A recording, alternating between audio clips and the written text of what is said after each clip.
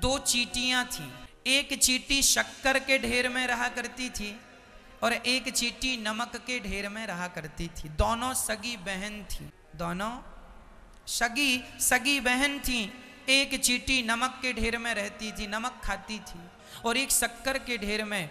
एक दिन शक्कर खाने वाली चींटी नमक खाने वाली चींटी के घर चली गई, चलो अपनी बहन से मिल के आऊं। तो शक्कर खाने वाली चींटी जब नमक खाने वाली चींटी के घर पे गई तो नमक वाली चींटी से मिल के बड़ा गले मिली, दुलार हुआ, हाल चाल पूछा। नमक वाली ने, बहन कैसी हो? शक्कर खाने वाली ने कहा, बहन बहुत अच्छी हूँ, भगवान का दिया सब कुछ है, सुखी हूँ, सब ठीक ठाक चल रहा है, भगवान बढ़िया खाने को देते हैं, बढ़िया खाती हूँ, मैं शक्कर खाती हूँ।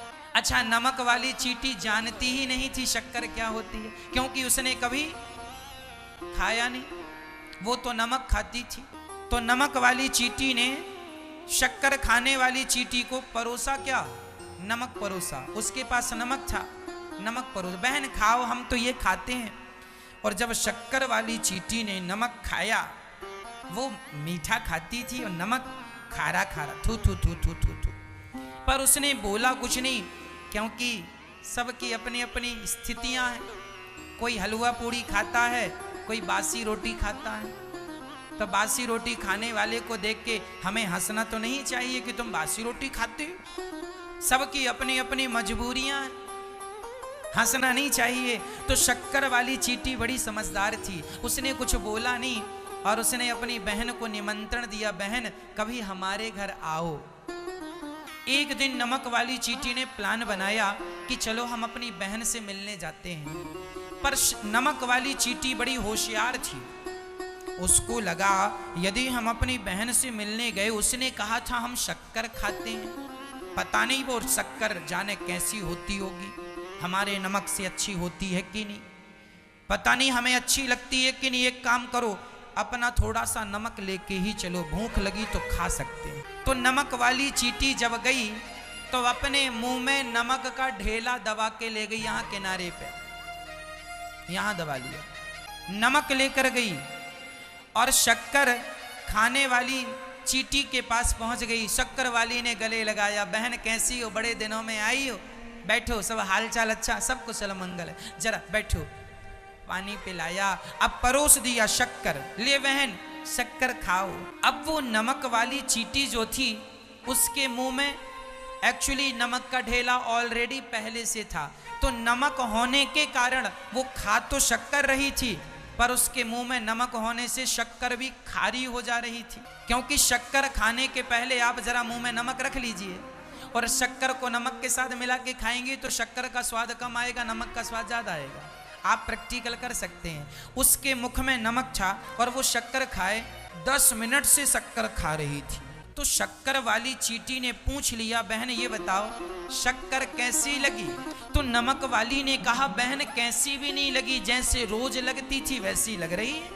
अब शक्कर वाली ने कहा, राम राम, ये शक्कर के ढेर पे बैठ के कुछ गड़बड़ है, बहन अपना मुंह खोलो।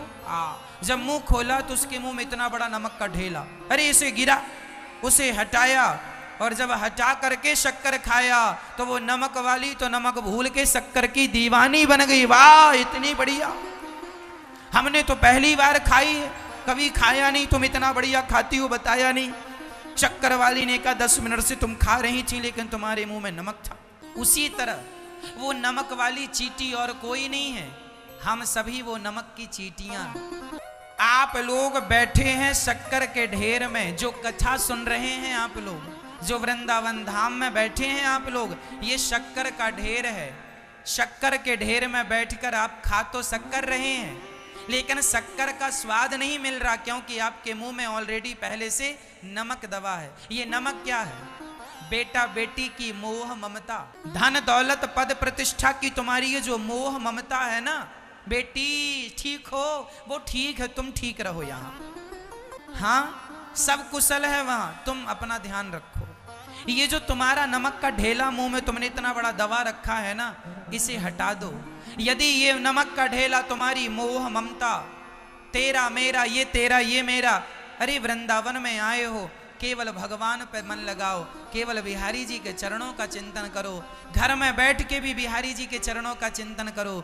हाँ, और आप जो घर में बैठ के सुन रहे हैं, आप लोग भी जो नमक का ढेला रखे हैं, ये तेरा, ये मेरा, ये मेरी बेटी, ये मेरा बेटा, ये मेरा, ये सब हटा दो और एक बात याद रखो, मेरे तो गिरधर गोपाल दूसरो ना कोई। जब ये समझ में आ जाएगा तो फिर शक्कर का स्वाद मिलेगा। ये नमक का ढेला गिरा दो जल्दी से, भूल जाओ सब कुछ, याद ना रखो। पर विडंबना ऐसी है कि बुढ़ापे में भगवान थोड़ा थोड़ा सब भुलाने लगते हैं तो आदमी च्यवनप्राश खाना शुरू कर देता। अरे भगवान चाह रहे हैं कि तुम सब भूल जाओ, इसीलिए तुम्हारा दिमाग खिसकने लगा थोड़ा थोड़ा। बुढ़ापे में आदमी खिसक जाता है।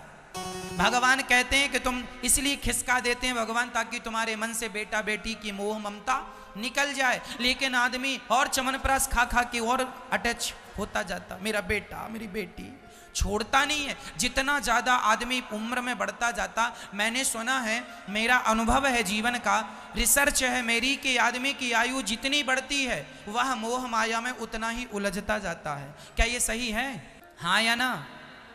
आप ना जितना बूढ़े होते जाएंगे, आप अपनी बेटी, मेरा बेटा, मेरा ना बेटा भले लात मार रहा हो, लेकिन मेरा बेटा, मेरा बेटा, मेरा नाती, मेरा पोता, भले वो लतिया रहा हो, लेकिन मेरा पोता, मेरा नाती। ये बुढ़ापे में ना ये आदमी, यही तो सठियाना है।